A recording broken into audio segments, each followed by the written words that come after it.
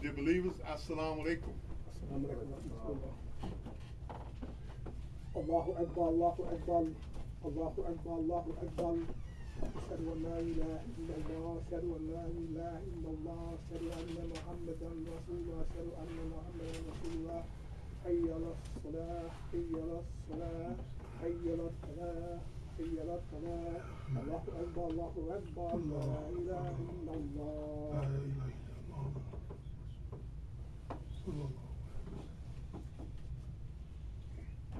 Assalamu alaikum. Assalamu alaikum.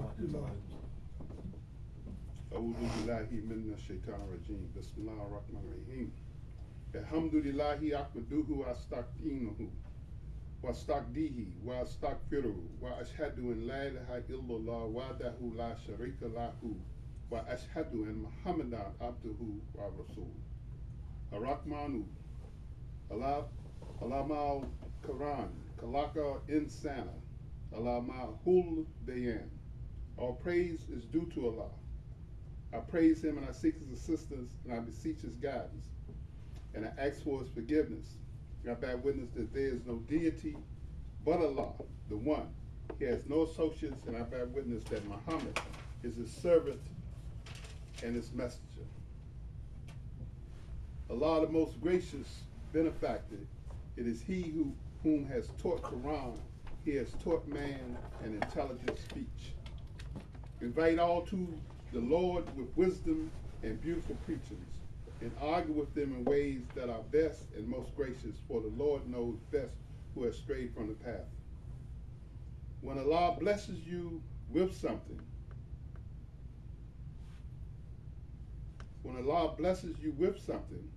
nobody can take it from you. And what Allah denies you, nobody can give it to you. It is reported that the Prophet said, sallallahu alayhi wasallam, that Friday Jummah is the best of the days. It is best in the sight of Allah and better than the two Eids, Eid al-Fitr and Eid al-Ahad. And assalamu alaikum again, and welcome to the Jummah. And Jummah Mubarak and Muslim Mubarak.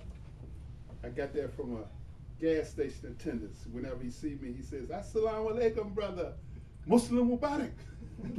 So I like that, be a blessed Muslim, you know.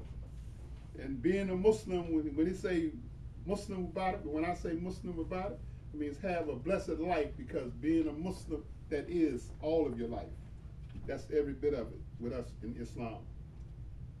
Let there rise out of you a band of people inviting to all that is good, enjoying what is right, and forbidding what is wrong. They are the ones to attain felicity.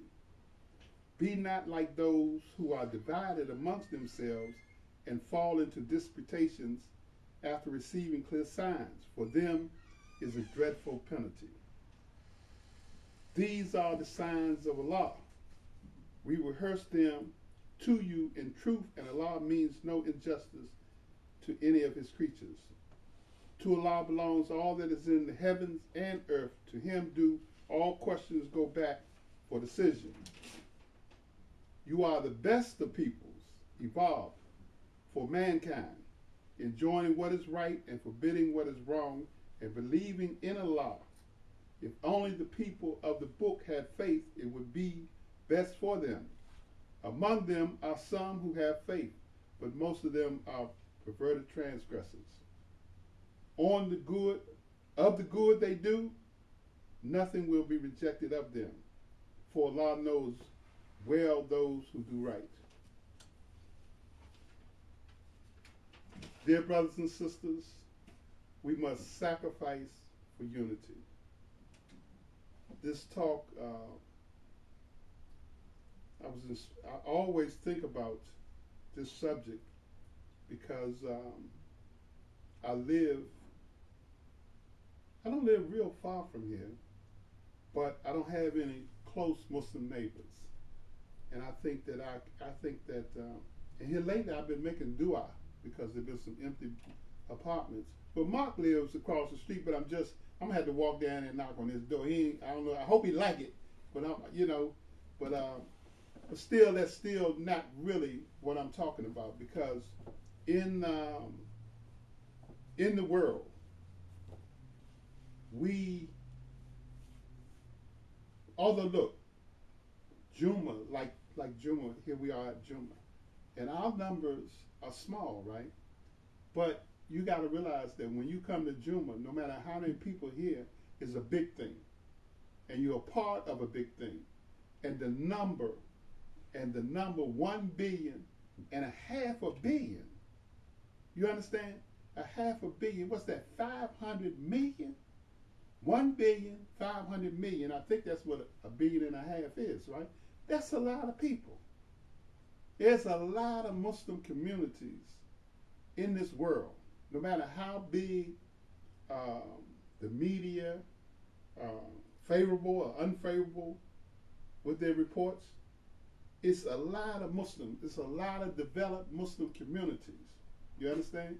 Now you think about, I don't want to get too far off this before I get into my talk, but I gotta, so we can set a context. They fill the news about 20,000 fighters. They say, that's what they say. It's about 20,000 of them. That's what they say. That's raising the sand or over there in armed struggle in the Middle East, in Iraq and Iran. And they say it's 20,000 of them. But what kind of number is that compared to 1.5 billion people? That is just a drop in the bucket that's over there fighting and shooting at each other. You understand? There are developed Muslim communities in this world, in Africa, China, Asia, Russia. I know I'm not going to be able to mention all of them, you know. There are developed Muslim communities all over the world that get up and go to work, get up, say their prayers, go to work, worry about feeding their children, feeding their wife and children, paying their rent. You understand? Living the regular life, living productive life. They have factories and businesses, you see, all over the world, you see. And you are part of it, but we are not as developed. How can in 50 years you be as developed as a community that's been around, say, 1,000 years? It's not going to happen, you see. So let me get back into my talk. But remember that we are, when you come here to the Juma, we appreciate you. We appreciate you, and we know that when you come here because you want to come here, because you like coming here. There are a lot of Jumas other places, and we really appreciate you, and we love you for that. And we must not forget that when you do come to Juma, you are part of something big, not small. Not because just a few people are here, but it's Juma all around the Muslim world. All 1.5 billion. Okay? We must sacrifice for unity. We must not forget or downplay the importance of unity. You can say community. You could interchange the word unity for community. We must not downplay community life. At some point in time, this association, and when I say this association, I'm not just talking about the people in this room, but I'm talking about even in this city. We know a lot of Muslims. All of us, we know Muslims. We see them all the time. But I'm talking about us in the United States. And some people are doing it. But I wish that more of us were thinking about it and more of us would be successful with it. At some point in time, this association has got to see the importance of developing real community life. I'm not saying coming to the Juma is not community life. I'm not saying that us calling each other, checking on each other. I'm not saying that's not community life. But I'm talking about being more progressive. I'm talking about actually communities. I'm talking about neighborhoods, us living in the same neighborhoods. It seems like every group of people gets it. But us sometimes, you know? And I say that because Imam Sultan mentioned to you that we went to this thing with a Jewish and Muslim interfaith. It wasn't really a conference, but it was like a meeting, a meeting of the minds. And I sat at a table, and Sultan pointed him out to me, but I told Sultan I kind of recognized him too, that it was this Muslim brother, right? He was the president of the Dulles Chantilly Muslim Association or something like that, right? And we were talking, right? And he kind of laughed and he said, yeah, man. He said, well, somebody asked him how many Muslims was in his group. He said, well, it's 25,000 of us. He said, then he put himself down. He said, yeah, but only 10,000 of them come to Juma. Only 10,000 of them come to Juma. So I said, okay, well, but you know what? I think about those people in Northern Virginia, and see, a lot of them are not the same nationalities. That's Pakistanis and Arabs and Iranians and Somalians. There's some kind of way they can all get together out there together. You see, and they just beginning to deal with each other like that. But look how long we've been dealing with each other.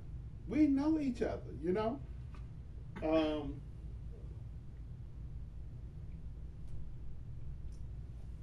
But we say, and then we say, then we ask the questions after we can't get together. We say, well, why we suffer from so many problems? This is the Muslims talking. Why we have so many problems today? Why we can't get this done and get that done? And I say it too. See, I always start with myself. I do start with myself. And I don't want to oversimplify things, but we could have more control and charge over our own lives if we live together in the same neighborhoods. You see,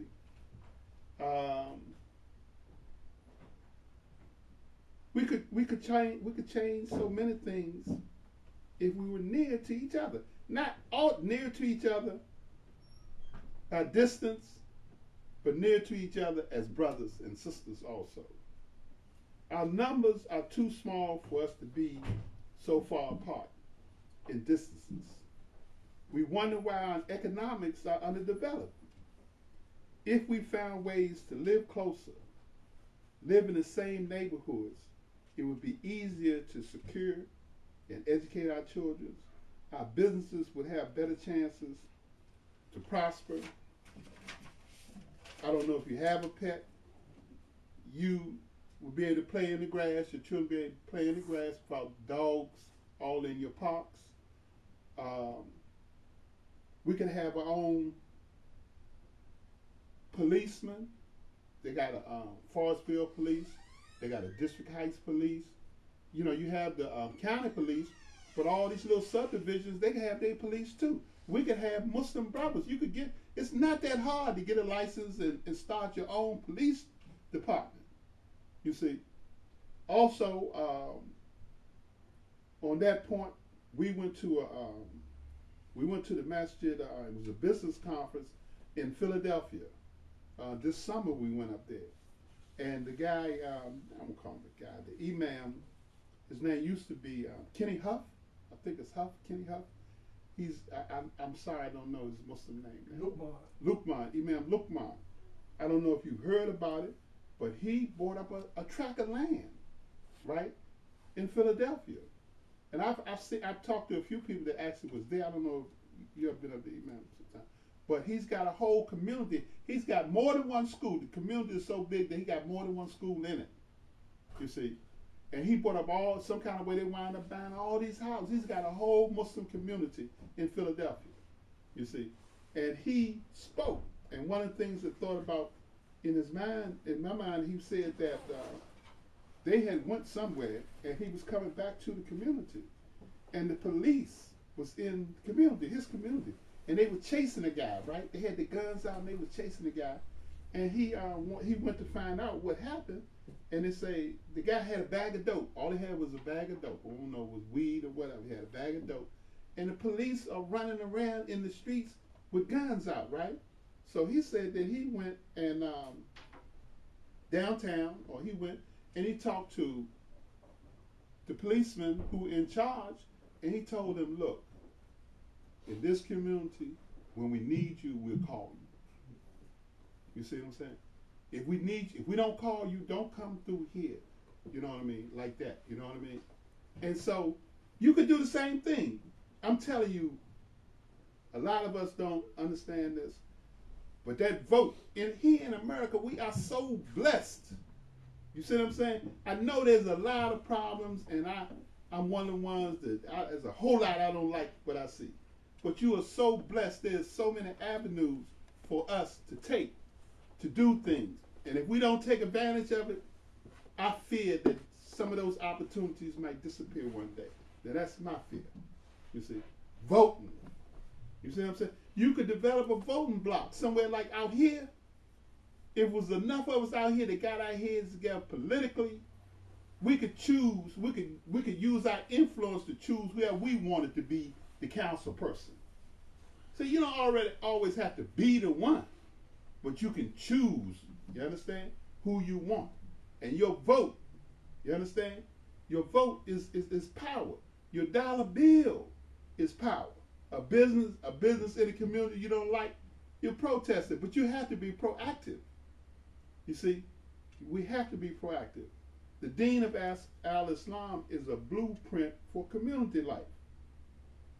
And a lot of people say, well, I don't really need a community or a bunch of people.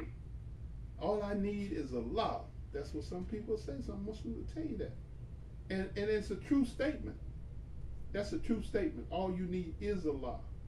But the Quran and the Sunnah also tell you that you need your brother too. Now that's the Quran and the Sunnah tell you that you need your brother and your sister. And you need your family. And you need community life. We must build the brotherhood and the sisterhood. All Muslims are as one body. If a man complains of a pain in his head, his whole body feels the pain. All Muslims are like component parts of a foundation, each strengthening the other in such a way they support each other. Muslims are brothers in the deen, and they must not oppress one another, nor abandon assisting each other, nor hold one another in contempt. The seat of righteousness is in the heart. Therefore, that heart which is righteous does not hold a Muslim in contempt. And the property of one Muslim is unlawful to another. His blood, his property, and his reputation. And these that I just read are all hadiths. Okay? We must learn to get along. Some of us have been around for 10, 20, 30, 40, and 50 years.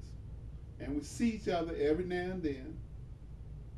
And we're friendly, and it's a genuine love there. But for the most part, we don't even know where each other live. A lot of us don't.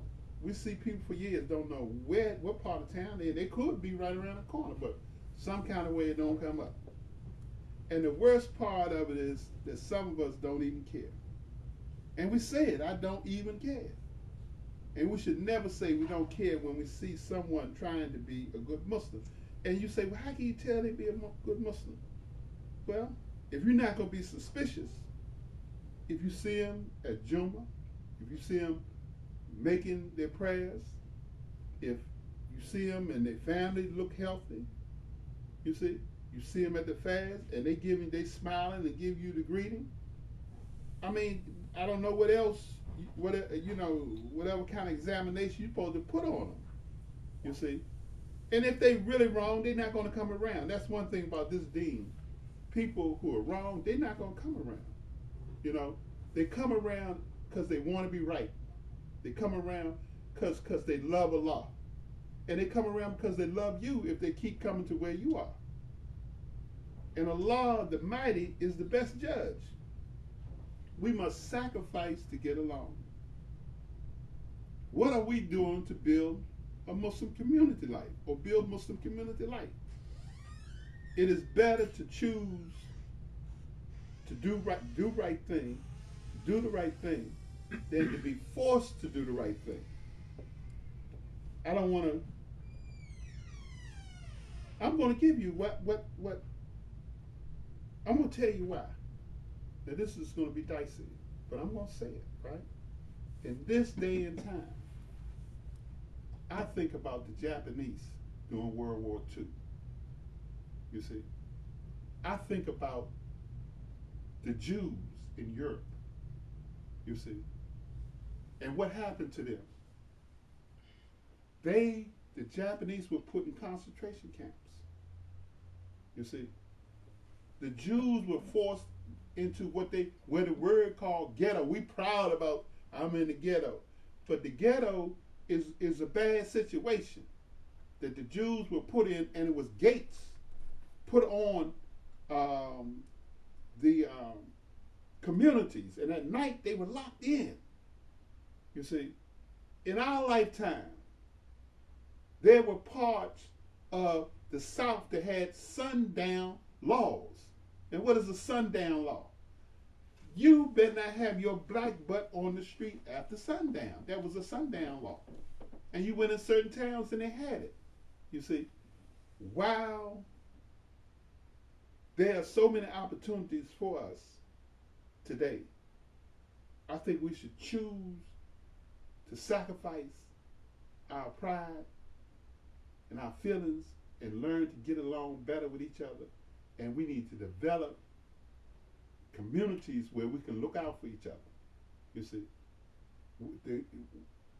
the closer we are as brothers and sisters, and even the closer we are as far as being able to get to one another, to assist one another, the stronger we'll be as people.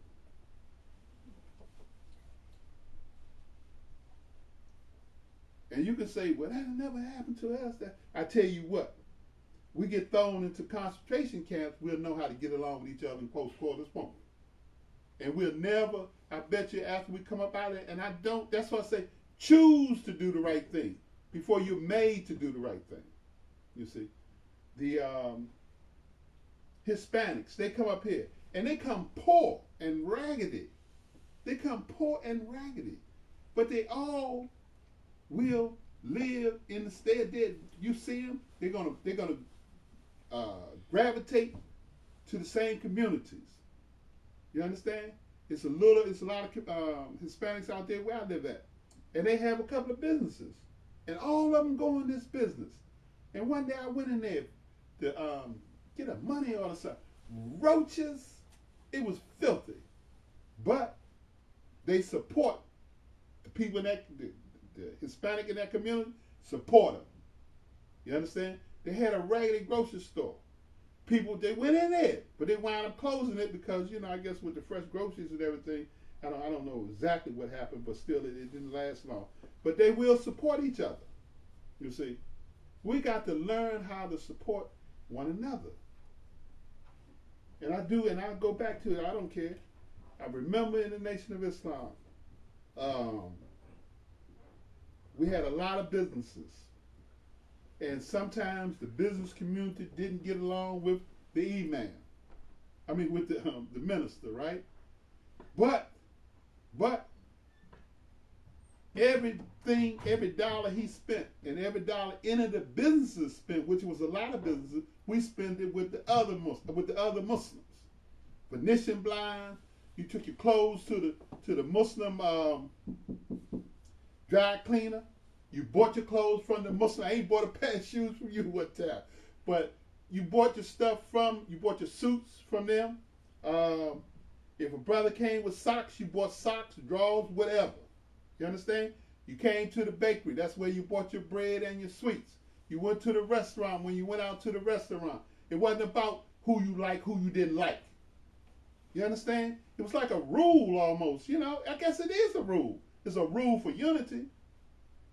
You see? And we did it. And we were successful at it.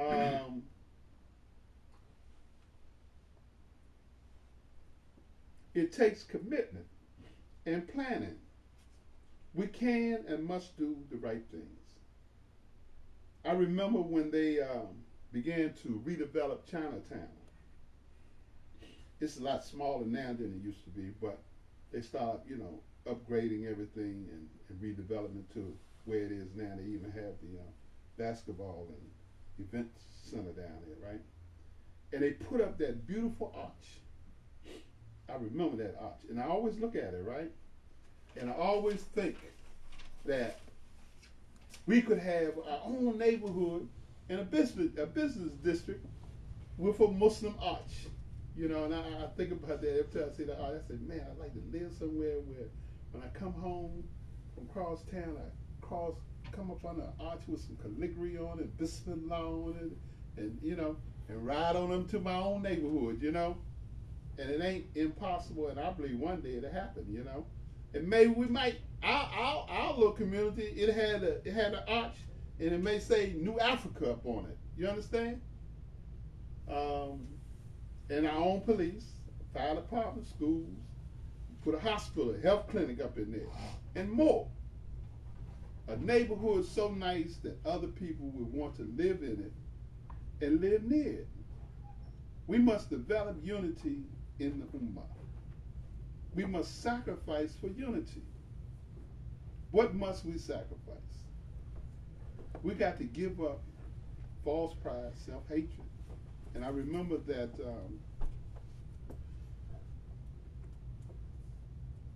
and I still think that one of the biggest problems in the African American community is self-hatred. Maybe not so much among us, but still we live in the African American community. Self-hatred. Some people, we done got fancy and we'll say low self-esteem. They say low self-esteem now, but it's self-hatred, you see. Vanity, envy, and jealousy, pettiness, suspicion, grandiosity. It takes developing love for one another. Allah's Prophet sallallahu alaihi wasallam said, no man is a true believer unless he desires for his brother that which he desires for himself. It is reported also that the Prophet said, if a man gives up contention when he is in the wrong, a house will be built for him in paradise. But if he gives up contention even when he is in the right, a house will be built for him in the loftiest or the highest part of the paradise. Allah's Prophet said, this report of Allah's Prophet said, do not fall out with one another. Do not hate one another. Do not envy one another. Do not break off with one another. Serve God as brothers. The Muslim is a brother to the Muslim. He does not wrong him or offend him or forsake him. A man can do no worse than disgrace his Muslim brother. Sometimes I think about this, that we see people, and we even think about people sometimes that we were in the streets with, and even some relatives, and we know they're rascals. Been rascals all day life.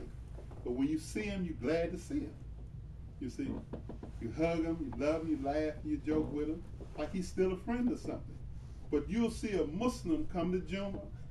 You see a Muslim, you know he pays zakat, you know he's trying to do right, but if he blinks this way, then you ready to call him a kafir. You ready to cut him off. You understand? I can't deal with that. Yeah. But he trying, and then he keep coming, and you still can't stand him. You see what I'm saying? But that's not all of us, but that's definitely some of us. It reported that God's messenger sallallahu alaihi wasallam came out to us as we were disputing. He was angry and said, give up contention because there's little good in it. Give up contention because the use of it is small and it stirs up enmity among the brothers. The enmity, you know what enmity is, don't you? Hateful feelings, I don't like this, I don't like that, stirring up confusion and what we call it, fitna. You see, fitna, You got to have empathy. The opposite of enmity is empathy. You see, empathy is when you can, because you've been through things that is rough for your brother sometimes.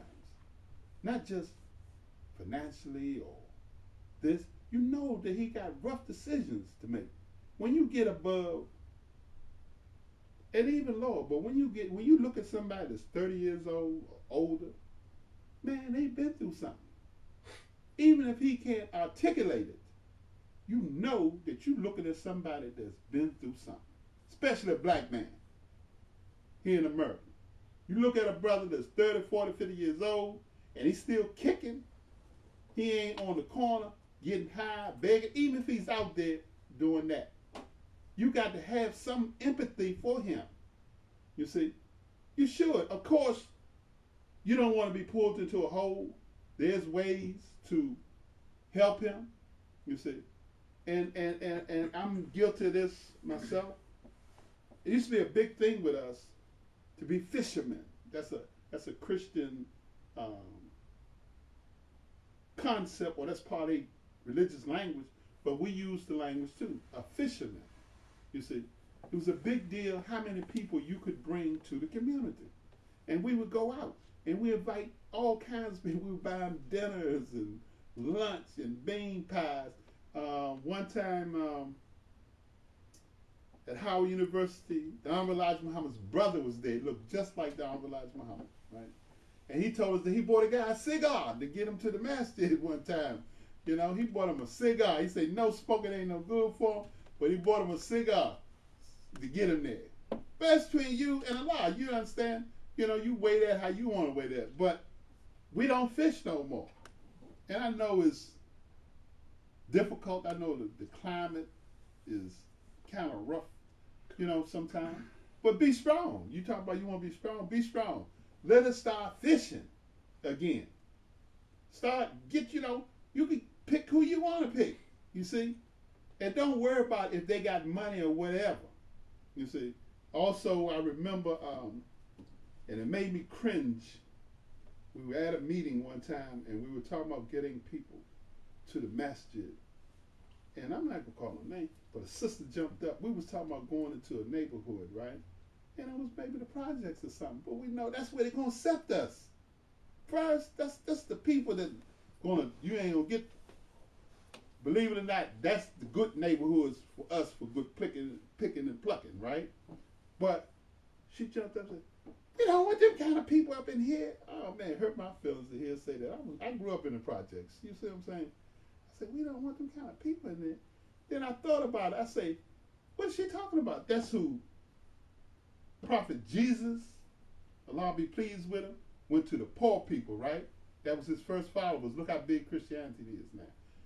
What about our religion? Who were the first people? Who were the first followers of Prophet Muhammad? They were raggedy. They were poor, uneducated. They were what you call the lower class people. But that's the foundation of our religion. You see? And ain't nobody worth, and they ain't all of that. I don't care what they got anyway if they ain't believers in God. That's the lower class people for real.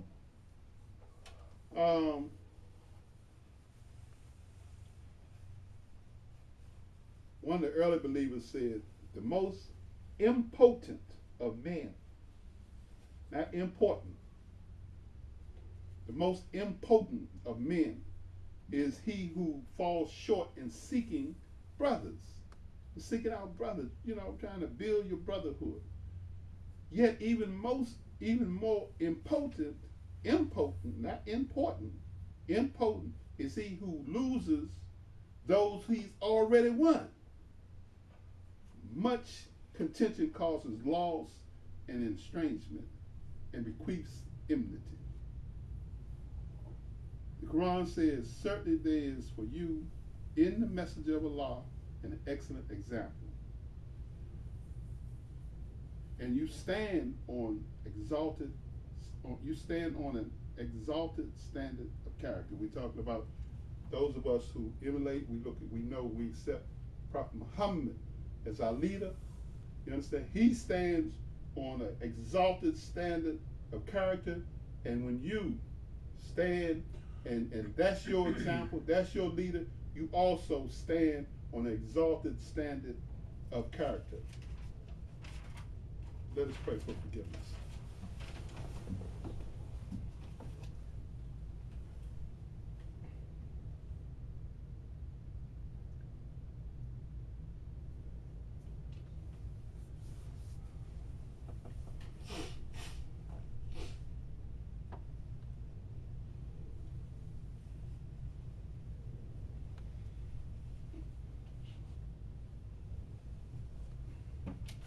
Assalamu alaikum. Assalamu alaikum. Alhamdulillahi wa salatu wa salamu alayka ya Muslim Muhammadin wa alayhi sahbihi ajma'in. All praise is due to Allah. I ask Allah's peace and blessings on one best among the prophets, Muhammad ibn Abdullah, as well as on his family and companions. Allah and his angels send blessings on Prophet Muhammad. All you that believe, send your blessings on him and salute him with all respect. I found this. We must sacrifice for unity. Another thing that keeps us from unity is our pride. Right? There are different kinds of pride. Of course, you need some pride. You got to have pride. There's a difference between the kind of pride that God hates and the kind of pride we feel about a job well done. The kind of pride that stems from self-righteousness is a sin, and God hates it because it's a hindrance to seeking God.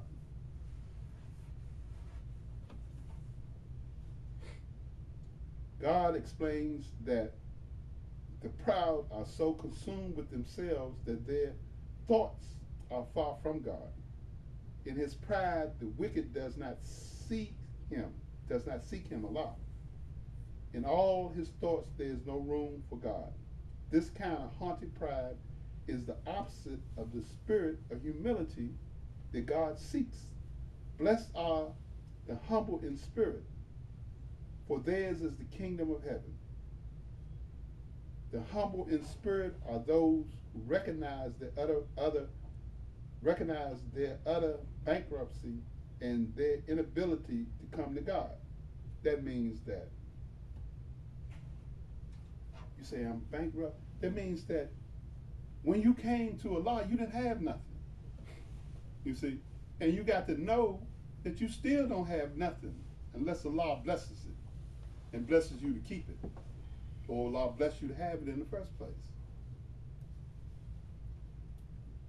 The proud, on the other hand, are so blinded by their pride that they think that they have no need of God, or worse, that God should accept them as they are because they deserve his acceptance. I'm going to give this part of it. I'm not going to give all of it. Throughout scriptures, we are told about the consequences of pride.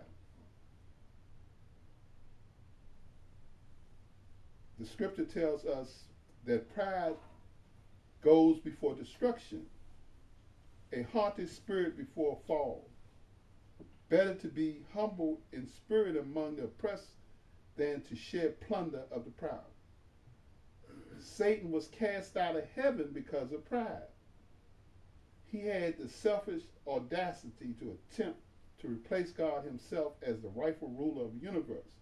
But Satan will be cast down in hell in the final judgment of God. For those who rise up in defiance against God, there is nothing ahead but disaster. It says that, why is pride so sinful? Pride is giving ourselves the credit for something that God has accomplished. Pride is taking the glory that belongs to God alone and keeping it for ourselves. Pride is essentially self-worship. Anything we accomplish in this world would not have been possible if it were not for God enabling us and sustaining us. What do you have? What do you have that you did not receive? if you did receive it, why do you boast as though you did not? That is why you give glory to God alone. All right. Has not the time arrived? Quran says, has not the time arrived for the believers that their hearts in all humility should engage in the remembrance of Allah and of the truth which has been revealed to them, and that they should not become like those whom has given revelation aforetime, but long ages posed over them, and their hearts grew hard. For many of them are rebellious transgressors.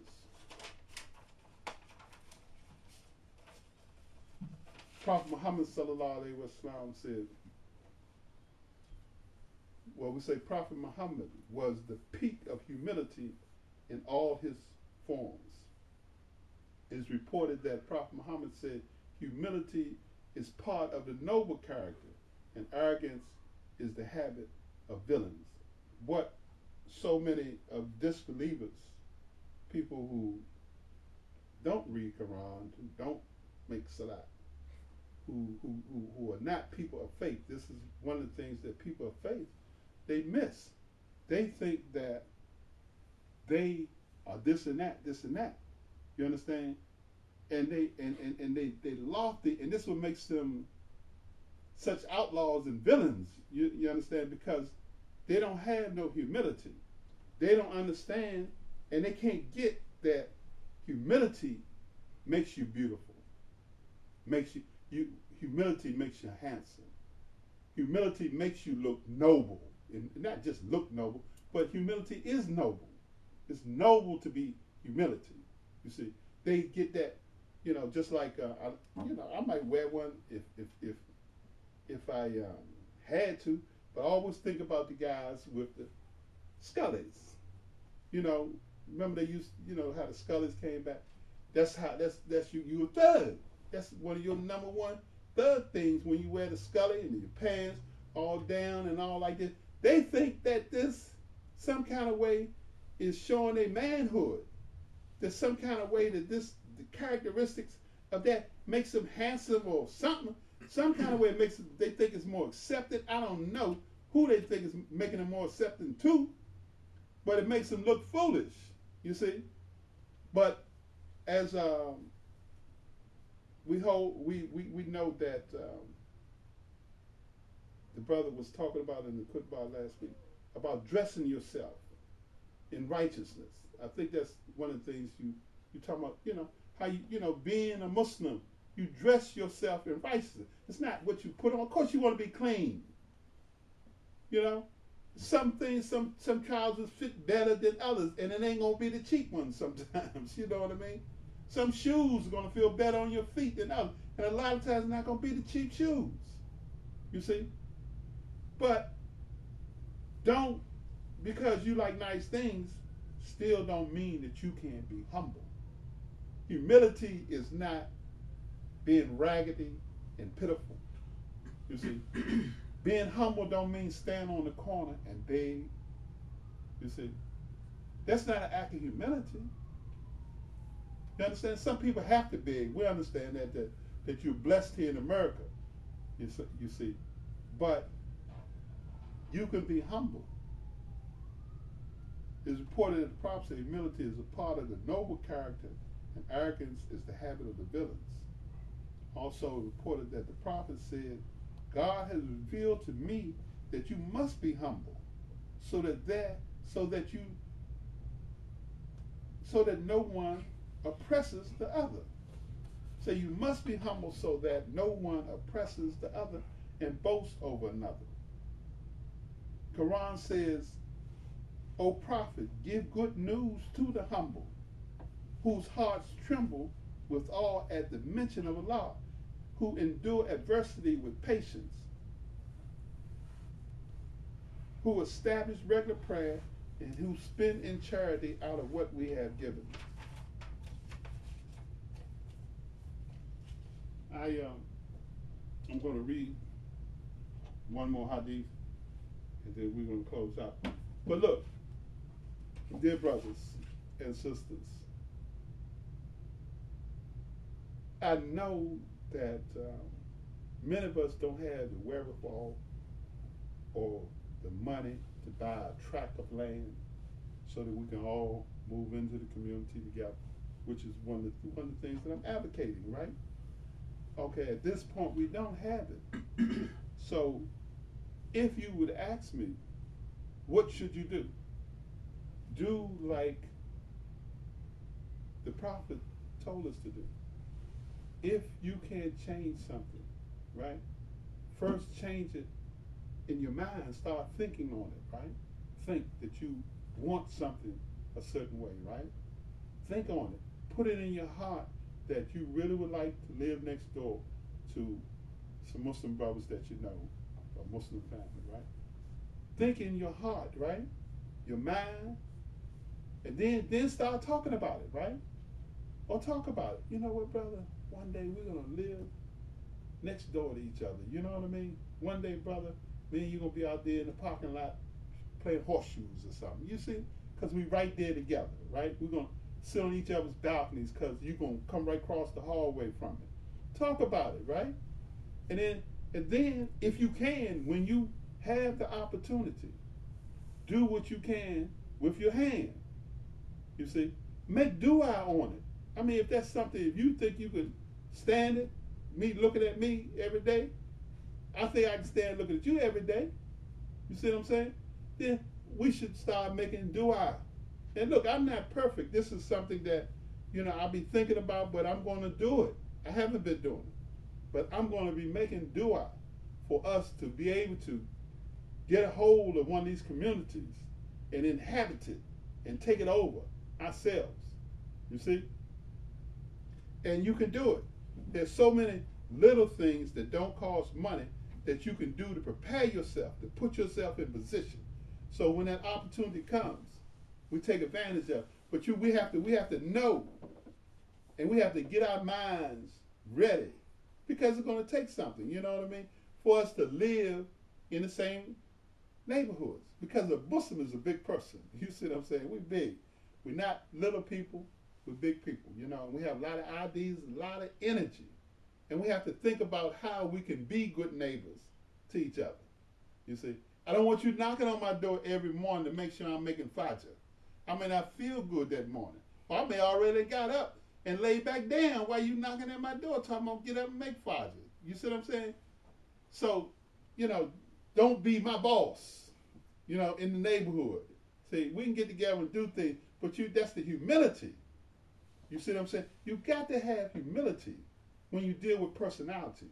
When you deal with grown people and you want to live with them, you have to have some humility. You see? And I'm going to end up with this. Without patience, humility doesn't work. You got to be patient with one another, And we worth it, Most of us in here are worth it, It's worth being patient with one another, you see. It's a virtue.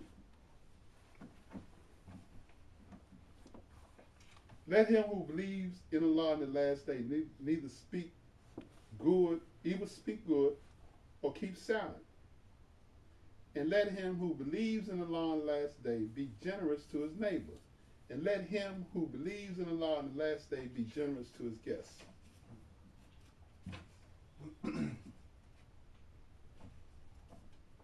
Whoever sees an evil action, let him change it with his hand. And if he is not able to do so, then with his tongue. And if he is not able to do so, then with his heart. And that is the weakest of faith. Akim as-salat.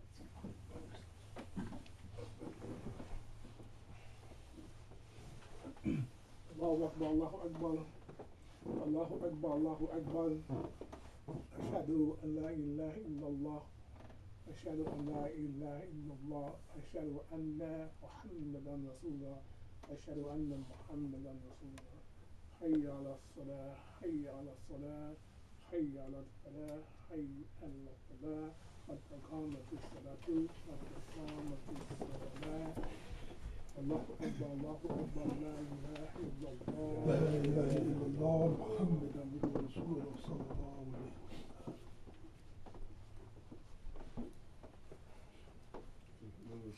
Make a line straight.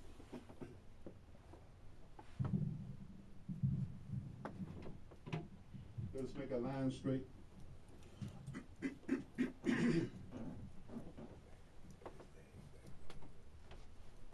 Allahu Akbar. Allahu Akbar. Bismillah ar-Rahman ar-Rahim. Alhamdulillah Rabbil Alameen. Ar-Rahman ar-Rahim. Maliki Yawmiddin. Iyyaka na'budu wa iyyaka nasta'in. Ihdina as-siratal mustaqim. Siratal ladzina an'amta 'alayhim ghayril maghdubi 'alayhim waladdallin. Ameen. Bismillah ar-Rahman ar-Rahim. Qul huwallahu ahad, Allahu samad. Lam yalid ولم يولد ولم يكن له كفوا أحد. Allahu Akbar. Allah.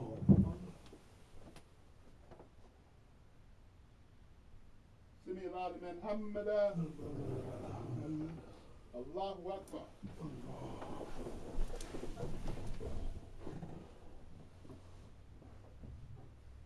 Allahu Akbar.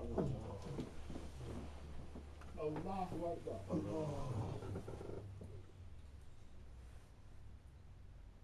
Allahu Akbar.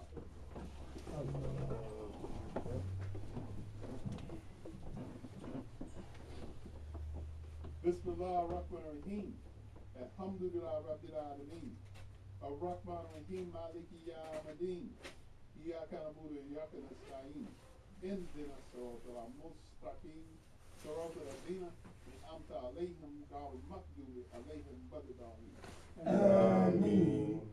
Bismillah ar-Rahman ar-Rahim. Wal 'asr. Inna al-insana lafi khusr. Illa alladhina amanu wa 'amilu s-salihati wa tawasaw bil haqqi wa tawasaw bis sabr. Allahu Akbar.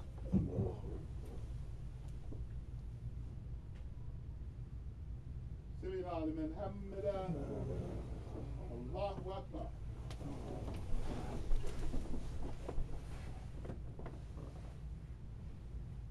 Allahu Akbar. Allahu Akbar.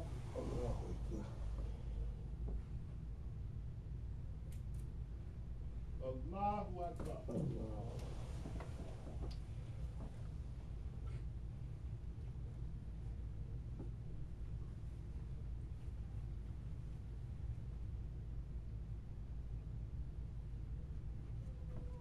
Assalamu alaikum wa rahmatullah.